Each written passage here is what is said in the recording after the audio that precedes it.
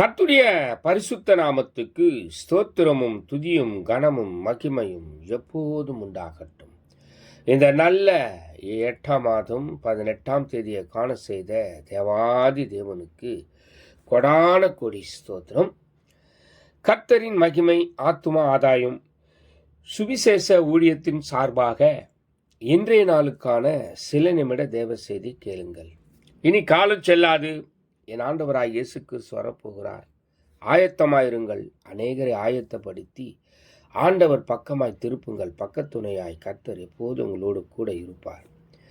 விசேஷமாக நீதிமொழிகள் 2ஆம் அதிகாரம் 2ஆம் வசனம் சொல்லுகிறது, நீ என் வார்த்தைகளை ஏற்றுக்கொண்டு என் கட்டளைகளை உன்னிடத்தில் பத்திரப்படுத்து என்று சொல்லப்படுகிறது.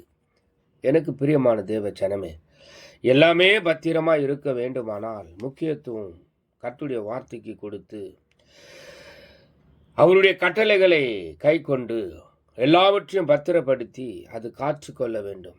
முதலாவது ஆண்டவருடைய வார்த்தையை ஏற்றுக்கொள்ளுங்கள், காத்துக்கொள்ளுங்கள், பத்திரப்படுத்துங்கள்.